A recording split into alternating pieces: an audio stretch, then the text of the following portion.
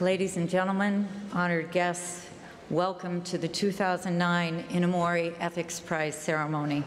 I'm Barbara Snyder, President of Case Western Reserve University.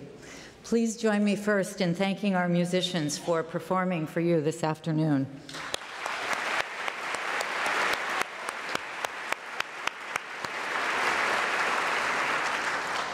Before we begin, I would like to recognize several distinguished members of the audience.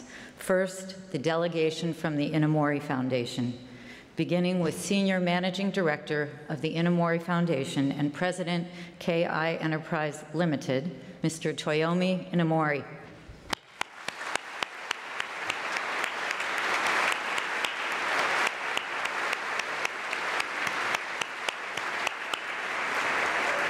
I should tell you that they're all up in the balcony, so you have to turn around to see them.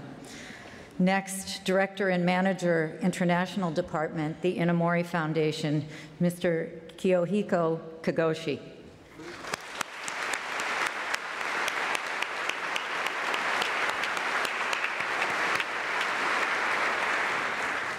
Next, Deputy Manager of the International Department, the Inamori Foundation, Mr.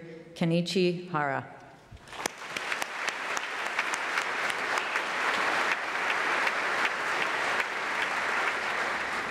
Next, of course, I would like to welcome Mr. Bud Koch, Chair of the Board of Trustees of Case Western Reserve University, and his wife, Katie.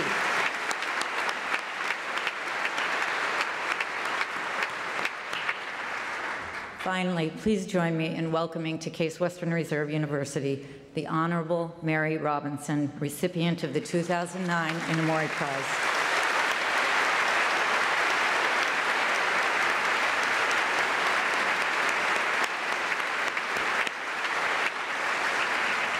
Thank you all for joining us for this special occasion.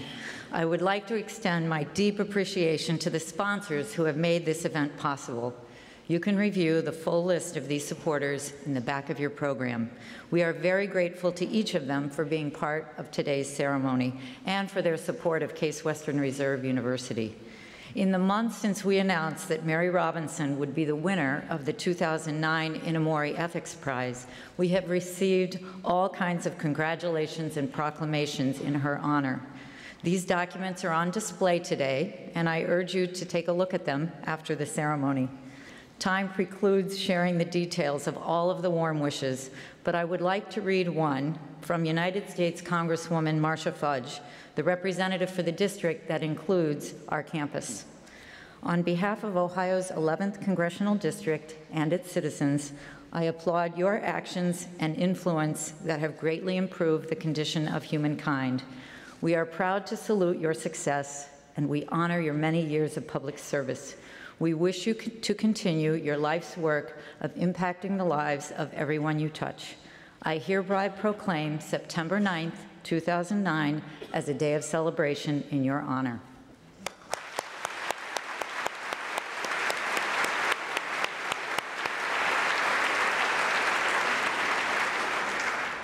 The Inamori International Center for Ethics and Excellence exists to foster global ethical leadership.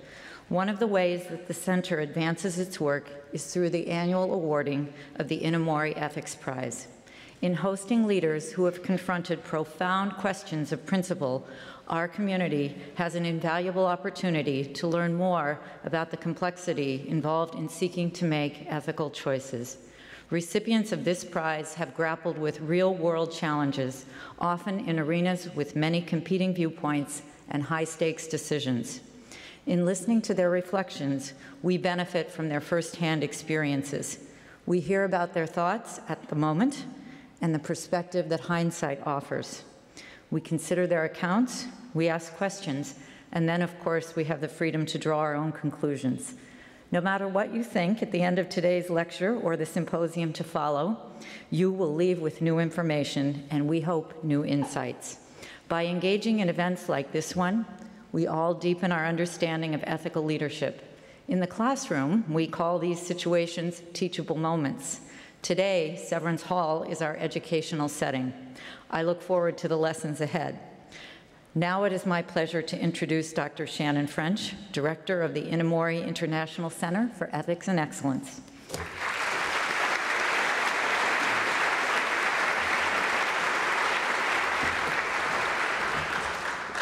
Thank you, President Snyder and honored guests. The mission of the Inamori International Center for Ethics and Excellence is to promote global ethical leadership.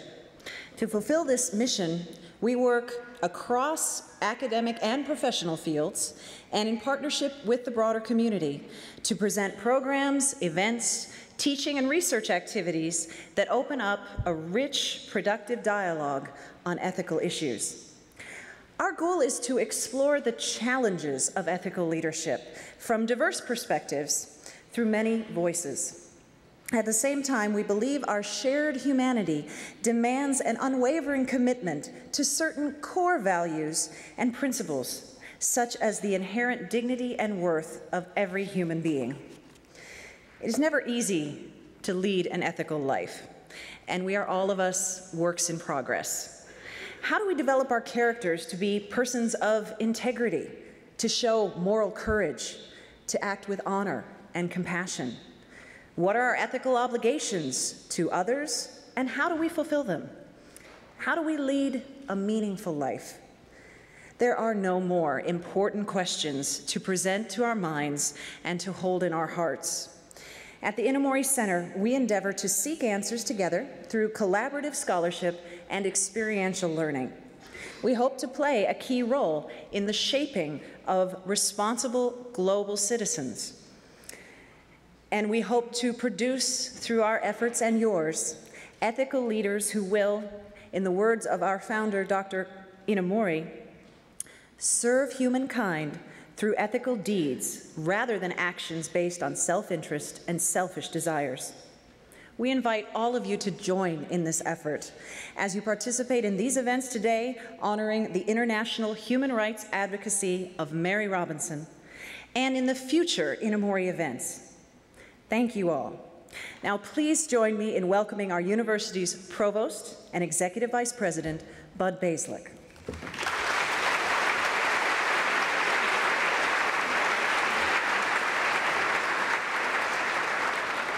Thank you, Dr. French. 40 years ago, a newly minted law professor in Dublin won a seat in the Irish Senate. From the start, Mary Robinson possessed a unique combination of intellect, energy, and passion for the rights of all. These qualities launched her on a public career that ultimately took her from the streets of her home country to more than 80 nations around the world. Mary Robinson became Ireland's first woman president in 1990 and United Nations High Commissioner for Human Rights in 1997. Today, she continues her work on behalf of others through Realizing Rights, a global nonprofit organization she founded in 2002. Ladies and gentlemen, it is my pleasure to introduce the 2009 Inamori Ethics Prize recipient, the Honorable Mary Robinson.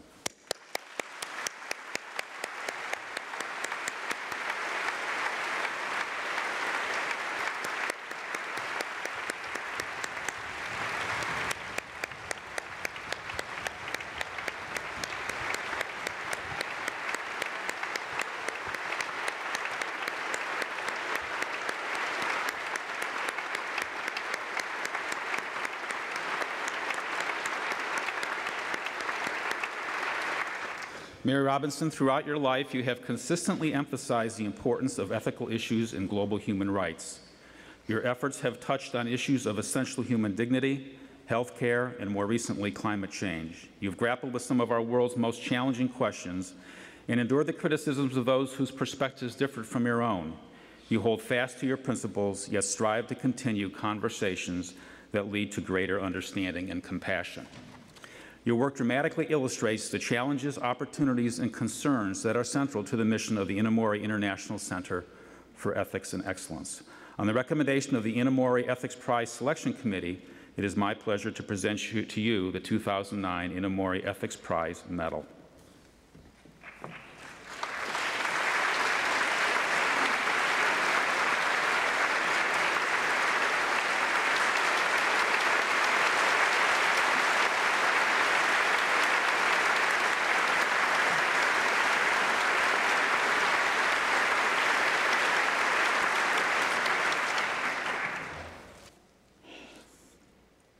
Could I just simply begin by thanking you so much for the very warm welcome, the stroll through a life that brought back some very special memories, the Irish music that I heard at the back, and I am truly honoured to receive the 2009 Inamori Ethics Prize.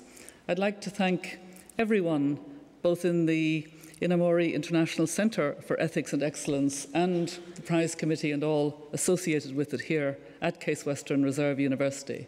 It's a very special tribute to me, but it's also somehow something that I share with all of those who've helped me on the way. You never receive an award for yourself. You receive it because you've been the visible one, and so many other people have worked with you, supported you, helped you. And that's very much in my mind at the moment.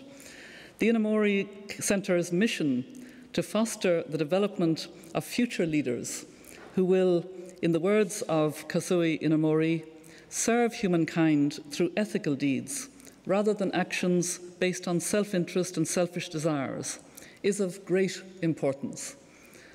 Our world is in desperate need of ethical leaders, individuals willing to put the good of their communities, of their nations, and of the world before personal gain. Leaders willing to take courageous decisions to foster a more just, peaceful, and sustainable future for us all. Today, I'd like to reflect on new challenges in human rights in the 21st century, and my intention is to look ahead and to offer some thoughts on a number of key global challenges, including poverty and climate change. They aren't often considered from a human rights perspective, yet they must be addressed with greater attention to questions of equity and justice. But before looking ahead, allow me to begin by taking a few moments to look back. I think it's important to do so for two reasons. First, because it may be instructive to share with you some reflections on my own experience in positions of leadership. Perhaps some of the challenges I faced and approaches I took can be of help, especially to students who are studying ethics and leadership. As President Snyder put it so well earlier, a kind of teachable moment. Second, because I'm aware that many of you will have followed some of the recent media coverage and discussions here at Case Western Reserve Community concerning the decision by President Obama to honour me last month with the Presidential Medal of Freedom Award and the controversy which followed. So, where to begin? For me, I find my strongest convictions always centred around a notion of fairness, of what's right. And I do often mention, as came through on the film, growing up with those four brothers and having to use my elbows when necessary. In my early career in the Ireland of the 1960s, I developed a strong sense that it was wrong that so many of our laws, based in a significant part on Catholic teaching, intruded on the area of private morality. I believed that the modern Ireland should respect a person's own sense of morality on issues such as the use of contraceptives and sexual relations between consenting adults of the same sex. I felt our society was going against basic ideas of fairness and equal rights by prohibiting these activities through criminal laws. I decided that combining a career in the law with one in elected public service was the best way to try to make a difference and address the issues I felt so deeply about. So I became a lawyer, taking cases before the Irish and European courts, and was elected a senator in the Irish Parliament. I was fortunate to have been involved in cases that affected the reality of people's lives. I was privileged to be part of legal actions which led, for example, to the removal of discrimination against children born out of wedlock and the achievement of equal pay and opportunity for women in the workplace, among other cases. When I speak now with young Irish women and men today, I'm still a little surprised when I hear them say that it seems difficult to credit that in the lifetime of their parents, some of our fellow citizens weren't guaranteed equal rights, such as the benefit of the right to contraception or the right to civil legal aid. They're shocked to think that a woman would be barred from sitting on juries or forced to leave the civil service just because she had become married. But the truth is, for me and for the many others who were involved in fighting these injustices, our efforts and hard-fought legal victories were hugely controversial at the time.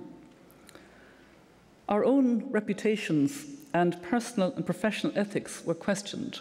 We were going against the grain, going against the norm. We were seen by many as the enemy. Of course, it's never much fun to be unpopular, but we never doubted that our cause was just, and so we never questioned the need to continue to push ahead.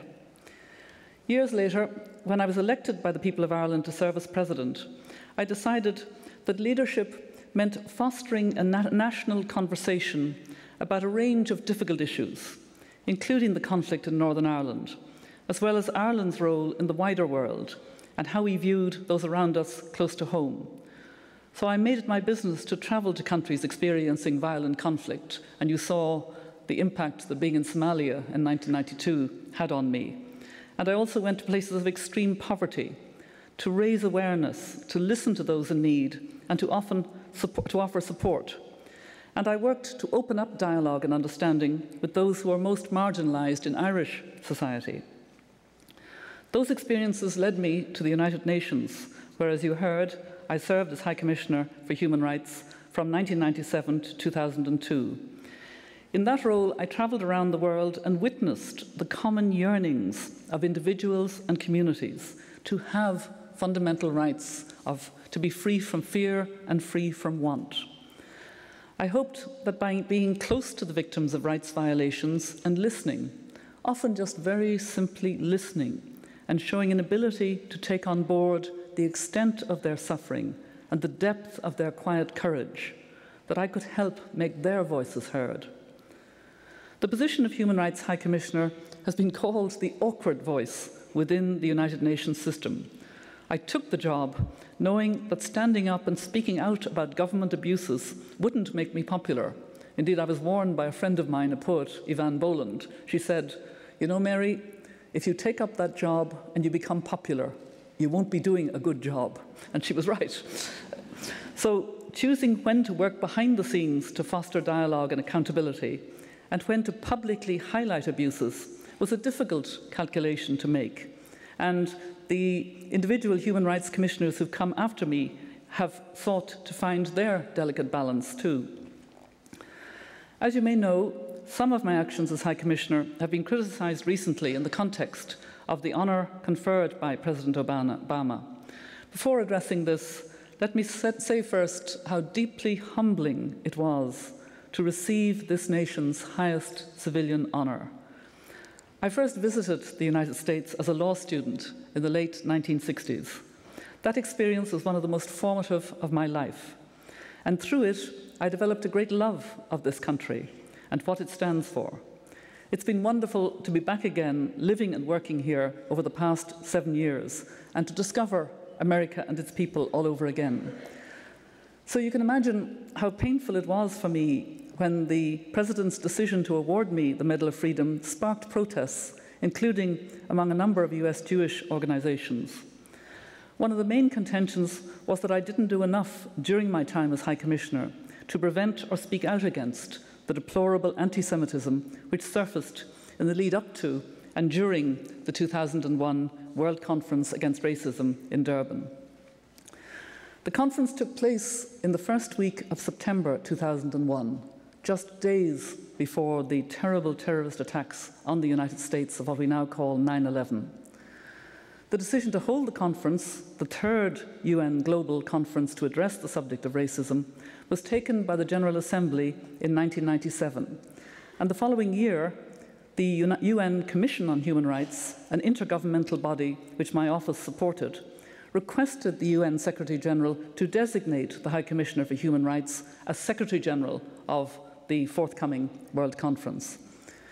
It's important to distinguish between the roles played by the various parties at a UN conference. The position I held was Secretary General of the conference. It's common for this role to be assumed by a senior UN official who is mandated with responsibility for preparation and secretariat functions. This is entirely different from the work of the chair of the conference, which is always held by a high representative of the host country and who has overall responsibility for the conference agenda, negotiations and outcomes.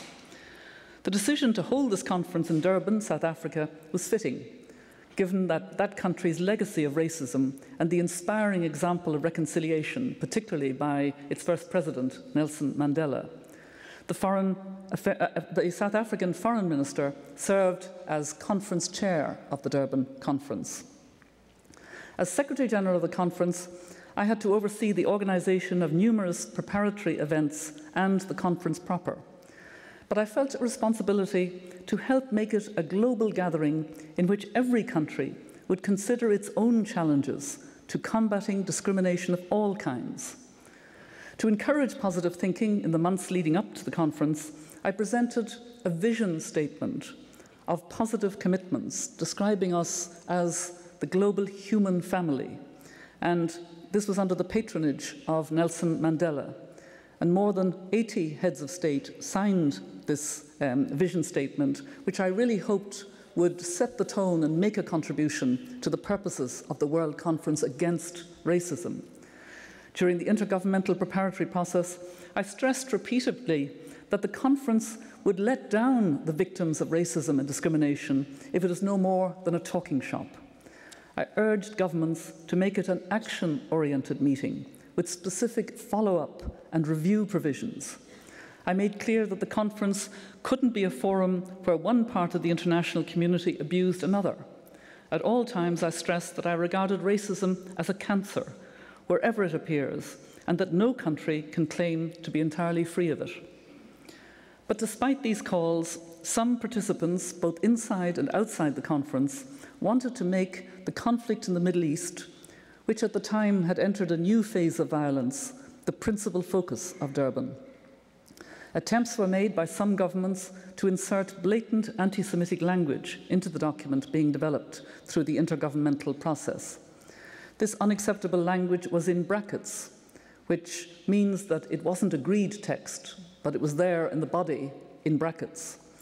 And some countries insisted on retaining that language in brackets all the way to the conference itself in Durban. Critics have contended that more should have been done to stop such actions by UN member states, and that I could have spoken out more forcefully against these offensive proposals and taken stronger positions in the weeks before the conference. I can only say that at the time, I stressed that there could be no language which equated Zionism with racism. I condemned the horrible anti-Semitic language and actions which were in circulation during the conference, and I refused to forward the final NGO, non-governmental organisations document containing such offensive language text to the conference. Indeed, I went into a large meeting of the civil society NGOs, and I said to them, there are very good things in this text, but I refuse, as High Commissioner, to accept it, and I will not pass it on to the conference because it contains language about Zionism is racism. I leave it to historians to examine these events in more detail and to judge my actions. As in any difficult intergovernmental process, I'm sure there are many things that could have been done differently and that might have contributed to a better result. But what is crucial to understand is that despite the efforts of those who brought a message of hate to Durban, in the end, they were defeated. All that language was removed. Frankly, I think the focus now should be on asking what can we all do to combat rising anti-Semitism, as well as Islamophobia and anti-Arab sentiment, which continue around the world. Instead of looking back, I believe all our energies should be aimed at supporting ongoing efforts to help Israelis and Palestinians resolve protracted conflict, occupation, violence and terrorism, and find a way forward based on recognition of the equal rights and the right to self-determination of both peoples involved. So let me conclude my reflections here by quickly setting out a few points which I think are important for you to understand in coming to your own conclusions. I do think it's important to correct distortions that have been repeated in recent weeks around my role in the Durban Conference and indeed in the UN human rights system. First, numerous commentaries and reports incorrectly state that the Durban Conference produced a final result which affirmed that Zionism is racism. As I've said, that is absolutely false, and any of you can just go and read the document and you'll see that that's not the case. Although it's true that anti-Semitic and anti-Israel language was present in draft text during the conference, governments agreed to remove these references from the outcome document. The final declaration and programme of action from the conference makes specific calls and provides strategies for countering anti-Semitism, challenging rising xenophobia, and protecting minorities, indigenous peoples, migrants, and other vulnerable groups. Second, some of the most hurtful criticisms accuse me of being anti-Israel or a Jew hater. And let me say again that I find the very concept of anti-Semitism repulsive. I've taken action against it all my life and will continue to do so. I've repeatedly called on governments everywhere to acknowledge that anti-Semitism is a virulent form of racism and that anti-Semitic acts need to be seen as violations of international human rights law. And that record is available for anyone to see. I visited Israel just a few weeks ago with the Elders, a group of international leaders brought together by Nelson Mandela, as you saw on the film. It was a little shock to me to be eligible to be called an elder, I have to say, at the beginning. And it wasn't helped at all by my husband going around describing himself as a nursemaid to one of the elders. But it was also a great honour, and the elders had a very constructive time in Israel a few weeks ago. We were in dialogue with President Peres. We met a range of Israeli business, young people, and civil society leaders. At the same time, have I been critical of Israeli government policies? Yes. Does that make me an anti-Israel or anti-Semitic? No. Many human rights groups, including in Israel, have been and continue to be sharply critical of some of the Israeli government's practices, based on the application of universally accepted international human rights norms. Just as I saw it as my responsibility as High Commissioner to stand up against the policies of China in Tibet, or Russia in Chechnya, or the United States in its responses to the terrorist acts of 9/11, which undermined international humanitarian and human rights law, I felt it was my job as High Commissioner to also challenge the government of Israel whenever its policies and security forces violated international human rights standards. At the same time, I have repeatedly stressed that those who advocate for the rights of Palestinians have an obligation to ensure that their criticisms and related actions don't become broadside attacks against Jews and the legitimacy of Israel. It's at this point that they become racist. The conflict in the Middle East between Israelis and Palestinians, and by extension much of the Arab world, will become even harder to address if anger against Israeli policies continues to spill over into broader patterns of antagonism against Jews, and if the speech devolves into outright racism and calling into question Israel's right to exist. Finally, I'd like to clarify a point concerning the role of the High Commissioner and the UN human rights system in general. Any suggestion that votes concerning Israel in the then UN Commission on Human Rights, an intergovernmental body which I was not a member of, were in any way my doing, show a lack of understanding of UN processes. Yet many continue to suggest wrongly that as High Commissioner I supervised or led the UN Commission on Human Rights, or was responsible for its agenda and decision-making processes. The Commission, which has now been replaced by the UN Human Rights Council, consisted of state representatives. It was a political body with a very wide mandate. The Commission and Council are distinct from the Office of High Commissioner for Human Rights, which is part of the United Nations Secretariat, answerable to and led by the Secretary-General. The Office's role is to provide technical, substantive and secretariat support to the intergovernmental body and is mandated to respond to requests made by Member States. But it's governments which decide what actions should or shouldn't be taken. I'm grateful for this opportunity today to try to shed some light on these issues. Honest differences are a natural and healthy part of public discourse, And we will have a question and answer period, and I hope those who still have questions feel absolutely free to ask me any questions. That's what the university is for. That's what freedom of speech, which is so strong in this country, is all about. But as I said in a statement on receiving the Medal of Freedom, we must ensure our sources are highly reliable and not be distracted by ill-informed comment. Contemporary savagery continues to thrive in our 21st century and will do so unless we all accept the challenge posed by President Obama to be agents of change. So let me now turn to just that point. Some of the key human rights challenges which we all must face today. In thinking about the future, we must first acknowledge that 60 years on from the adoption of the Universal Declaration of Human Rights by the United Nations, a declaration which proclaimed that, and I quote, "Recognition of the inherent dignity and of the equal and inalienable rights of the human family is the foundation of freedom, justice, and peace in our world." We still have much work to do to make rights a reality for all. Today, the dignity of people in countries around the world continues to be widely disregarded as a result of ineffective governance, of wide corruption, poverty, oppression, and war.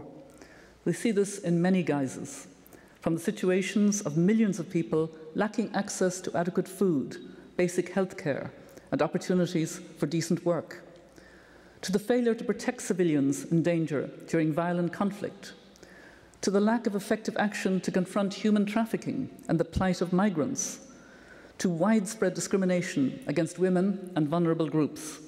These and other affronts to dignity and rights shame us all.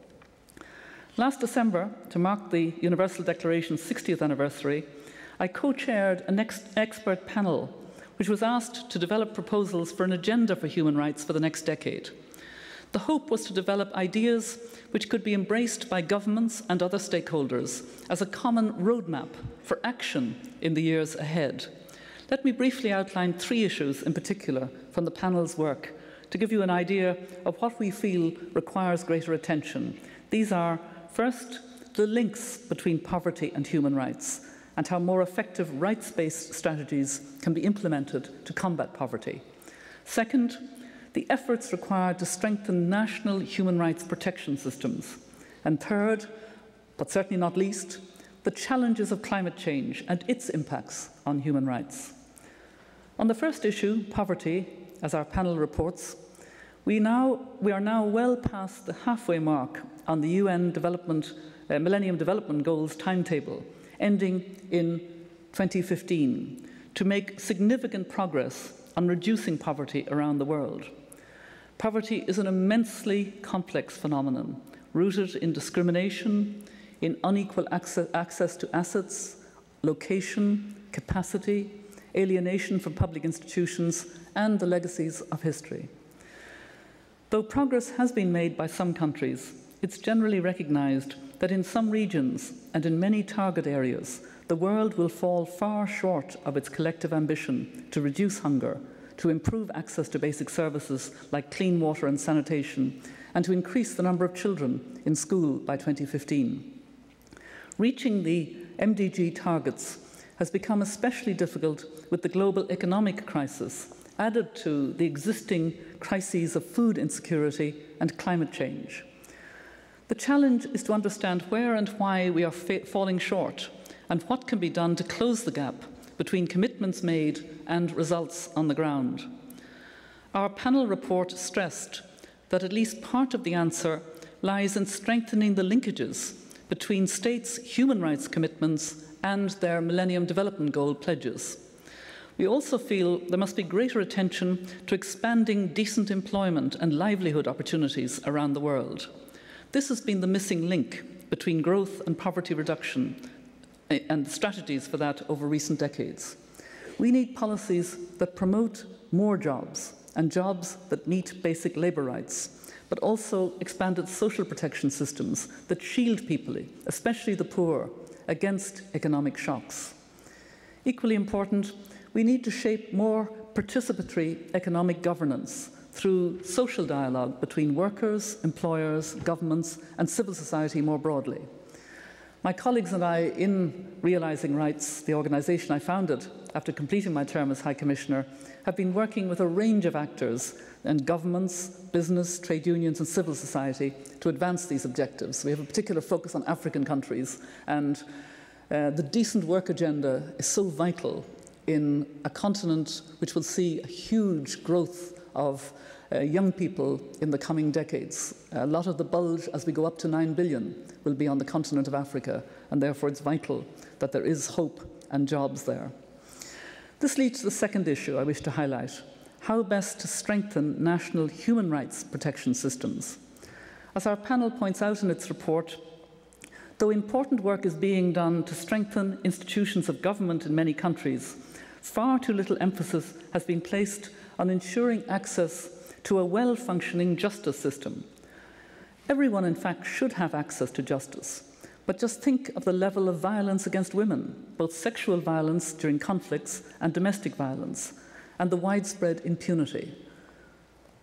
I was in the Democratic Republic of Congo recently. I saw firsthand that rape is a kind of form of warfare, that attacking young girls and causing fistula problems, causing them huge agony for the rest of their lives is part of warfare, and there is no accountability. There is impunity. Millions of women and girls have no remedy for pervasive violence and discrimination.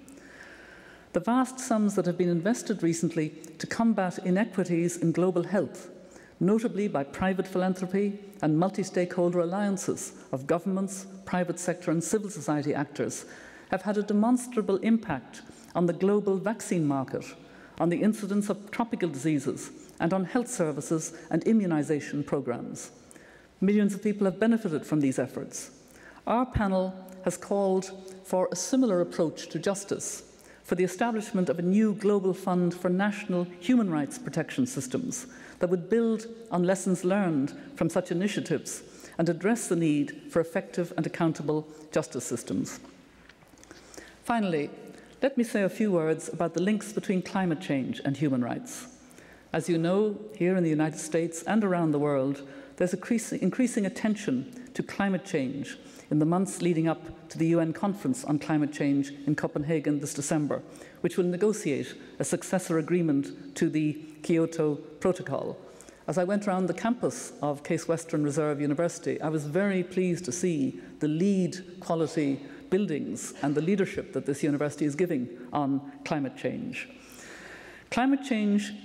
The impacts of climate change are being felt today in countries around the world. In some places, environmental changes such as prolonged drought and rising sea levels are threatening entire communities and even nations. If we don't take meaningful and far-sighted action now to address climate change, we're not only failing those who suffer today, we're also putting at risk the well-being of our planet and future generations. Few dispute that global warming is likely to undermine the realisation of a broad range of internationally protected human rights: rights to health and even life, rights to food, water, shelter and property, the rights of indigenous and traditional peoples, rights associated with livelihood and culture, with migration and resettlement, and with personal security in the event of conflict over scarce resources. Responsibility for human rights abuses linked to climate change often lies not with the government nearest to hand, but with diffuse actors, both public and private. This means recognising shared responsibilities for human rights. Many difficult issues must be faced to chart a more sustainable and equitable course and slow the current process of climate change to manageable levels. Government leaders will have to find a way to determine the appropriate distribution of responsibilities for climate change emissions. They will need to forge new agreements on the equitable use of the remaining carbon resources our planet can tolerate, and ensure that adequate resources are available to support those forced to adapt to changes in the environment which threaten life and livelihoods. A growing number of individuals and organisations are working together to make the case in the months leading to December's conference in Copenhagen that the time has come to think more deeply about our conception of obligation and responsibility, not just within nations, but also beyond borders. we believe that the starting point is the notion of climate justice. Climate justice means accepting the clear injustice of the fact that many decades of carbon emissions in richer parts of the world have led to global warming and caused severe climate impacts in the poorest countries. We must put into practice well-established principles, such as the requirement that polluters pay for the environmental damage they cause. Climate justice also means recognizing that although we all have responsibilities to act, because the world's richest economies have caused and continue to contribute most to the problem of climate change, they have a greater obligation to take action and to do so more quickly. That must include providing support to developing countries on a scale that not only ensures that they avoid environmentally damaging economic development patterns, but also enables them to meet their current and projected energy needs. Government leaders have acknowledged their responsibility to work together towards social justice and protection of the environment. They've signed treaties and declarations in which they agree to cooperate to protect the climate system and to ensure respect for fundamental human rights. Now is the time to define more precisely what these international obligations entail, when they are triggered, and what factors condition our responses. The challenges ahead are truly enormous. One of the most exciting things that had happened to me recently, apart from this medal and the medal I received last month, is I'm a relatively new grandmother. I have 2 grandchildren in Dublin and 2 in Barcelona, and the eldest is 5. They will be in their 40s in 2050. And as a grandmother, as I look at the debate unfolding, and you are looking at the same debate, I am not sure that they will have a secure world. So that's the challenge, the ultimate challenge that we face. The challenges require great political courage, but if we can summon the shared sense that we are truly all in this together and give our leaders encouragement to take action, then the next decade for human rights might turn out to be much different than the last one. Let's work to fill in the gaps in accountability mechanisms, to measure our progress. Let's learn to come together across different cultures, sectors, and divisions in approach, to imagine, indeed work towards, a future where all human beings may truly live equally in dignity and rights. Let's just fulfill the vision of Eleanor Roosevelt and those who drafted the Universal Declaration 60 years ago, how wise they were, and how important that we fulfill their dream as well. Thank you very much indeed for your attention. Thank you.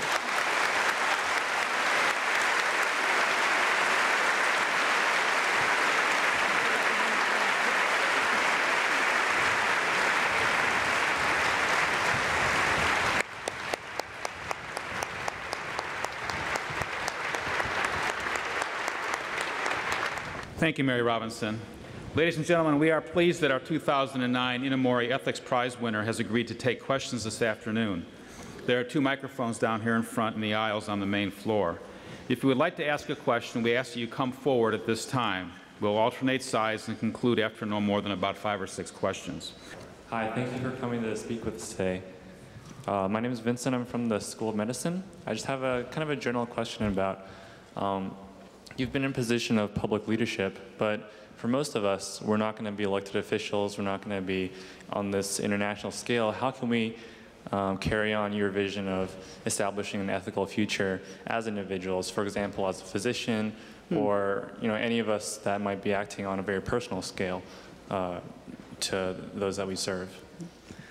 Well, thank you very much for the question, because it actually goes to one of my fundamental beliefs, and I think it's shared a lot by those of us in this room, and certainly I know by the Center for Ethics.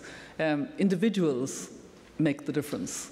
That's what our world is about. It's a whole lot of individuals. Some rise, as you say, to more public leadership in public service positions in governments, as business leaders, leaders of trade unions, leaders of communities. But actually, that decision, thinking it through, is the most important thing an individual can do. And as you go on in your medical career, you can become a truly moral person. I'm the daughter of 2 doctors, as you heard. I saw the influence my father had in the west of Ireland. He was a beloved doctor because he understood what his vocation was as a doctor. And that was his leadership, and it had a huge impact on me. So I think That's the essence of why we can have great hope, that individuals take their responsibility. And that's, again, why it's very good that there's a centre for ethics and excellence in this university, because it can encourage people to find within them what you've clearly been finding. And so I just want to assure you that you've asked the right question. Find it within yourself, give that leadership, and if others around you can be inspired by you, then you've already created a context of taking your responsibility and meeting the challenges you face. Thank you. Thank you very much. Thank you. Over here. What do you think is the reason that, I would say, certainly not enough people, whether on the local or the national or the international scale, really step up and take leadership on the issue of human rights? In a way, what I'm impressed by is almost the opposite, though I'd take your question. When I was serving as UN High Commissioner for Human Rights, in every country I went to, as you heard, to Chechnya in Russia, I went to Sierra Leone, I went to Colombia, I went to East Timor. Everywhere I went, there were people on the ground, in a broad sense, being human rights defenders. They were teachers, they were students, they were lawyers, they were journalists. They were standing out against the system. And it's happening every day. We're reading about this brave woman in Sudan who took on the government which was going to jail her and lash her for wearing trousers. There's nothing in the Quran. It's an interpretation. It's an attempt to subjugate women. And she was standing up for that. And it's happening all the time. I do wish, I must say, that governments understood the huge value of the fact that we have a Universal Declaration of Human Rights. Every government in the world has accepted it. Implementation is another matter, but you can hold them to accountability because they've accepted it, and we do need to widen the circle of understanding and support. But I'm always inspired by those who work so well in difficult situations. Okay, that's over here. Thank you. You said that you were critical of some of the policies of the Israeli government. I would like to know your views on the most recent attack upon Gaza, which took place about 9 months ago, that took the lives of approximately 13 or 1,400 people. Well, I can't give as full an answer as that question in many ways deserves. I was in Israel and Palestine last November. I was receiving actually an award in Ramallah, which was valuing local social entrepreneurs. And Jim Wolfenson, who used to be in the World Bank, received the prize the year before, and he encouraged me to go. And on that occasion, I went to Gaza with some women leaders, and we focused on the situation of women. And the situation was already very grim there, very serious. The blockade had been in operation for 18 months, but there was a tentative siege that was more or less upheld, certainly upheld by Hamas. There was the odd missile going across to Zidarat, and that was causing great anxiety, but there were much fewer. And people were saying, they were asking me, why is there not some dividend, some recognition that there is this truce in place? And I frankly couldn't quite understand it myself, because looking at the Northern Ireland situation, when we were trying to make peace on the IRA side or even on the loyal side, there was some step of, towards peace. Immediately, everything was done to recognize and try and give encouragement and support. Now, I came out of Gaza on the 4th of November, and I think I was one of the last people to get in before there was an incident on the 5th of November, and the Israelis went in to try and block a tunnel, and there were some fighters, Hamas fighters killed. And after that, Hamas said they wouldn't continue the truce. We had tried to persuade them that they should continue the truce with Israel, and then the attack took place. It's hard to gauge. I know it did incredible damage, and we heard a little bit about that, but from my point of view, the question in the back of my mind is there a real, sort of desire to create the conditions for peace?